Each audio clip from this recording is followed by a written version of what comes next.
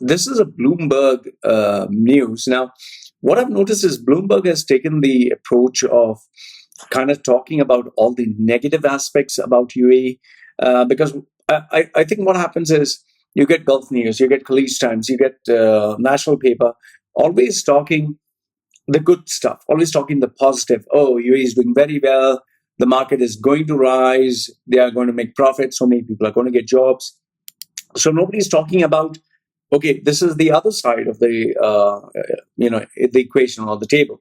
So you need a balanced argument. So I think Bloomberg is taking up the role of kind of exposing more of this is what people are not talking about. And what they say here is Dubai jobs or UAE-based jobs are vanishing at the fastest pace in a decade. Now, I'll give you my thoughts here. First, what it says is 10th February 2020. It says that the business growth in Dubai has stalled. Jobs have disappeared. Dubai's non-private sector has worsened for the third straight year. It's the lowest.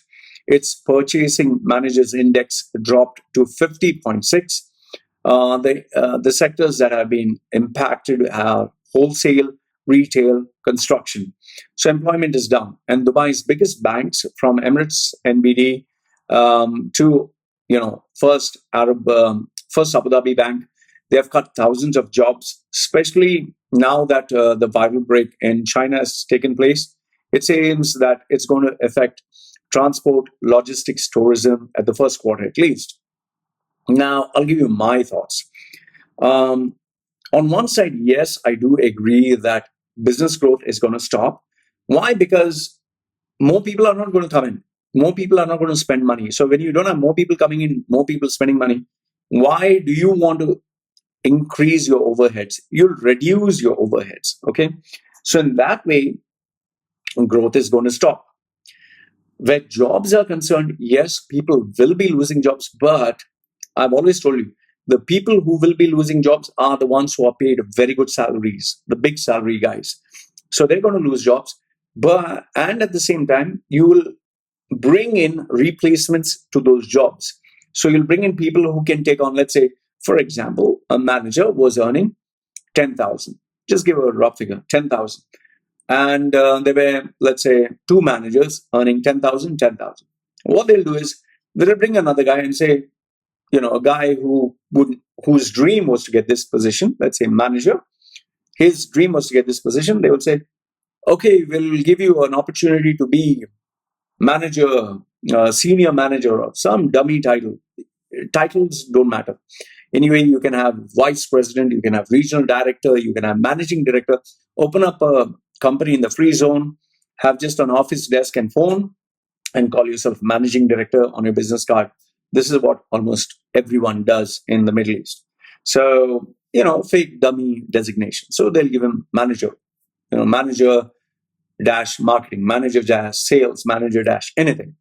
So you can give this big title and you say, I'll give you a chance of lifetime, you'll get 8,000. So for a guy who's getting 5,000 or 6,000 or 7,000, for him to get 8,000, 9,000, wow.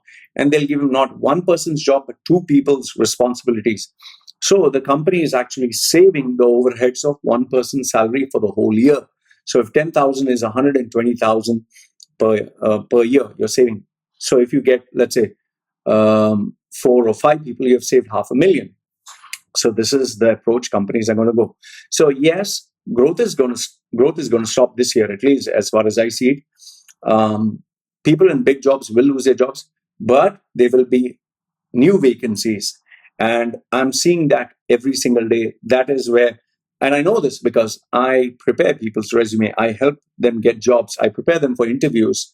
I make sure that they stand out from the rest of the crowd. So I know this. So that is why I'm saying, take both sides of the argument. Okay, don't just take one.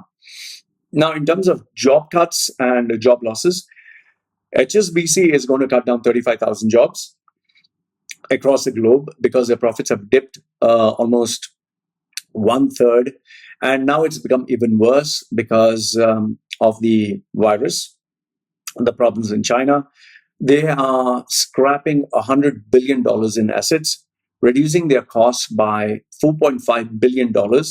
They're going to terminate 4,700 high-level positions, and the total number of jobs that they're going to cut down is 35,000. Why? Because during the boom period, almost everyone was joining the bank to make money. Good commissions were there.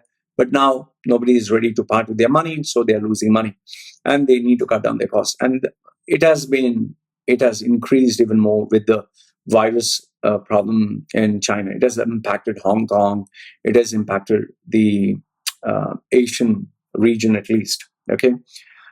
Speaking about banks, here is a rundown of all the banks that are actually terminating people. Remember, I told you this. I think I told you this exactly a year ago that banks are going to cut down 50 to 70% of their total workforce.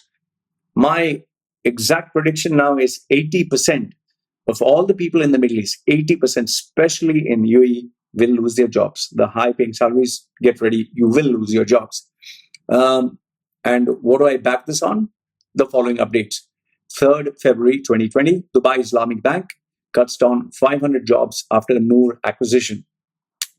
That was 3rd February. 6th February, First Abu Dhabi Bank is going to cut hundreds of jobs. So 3 days later.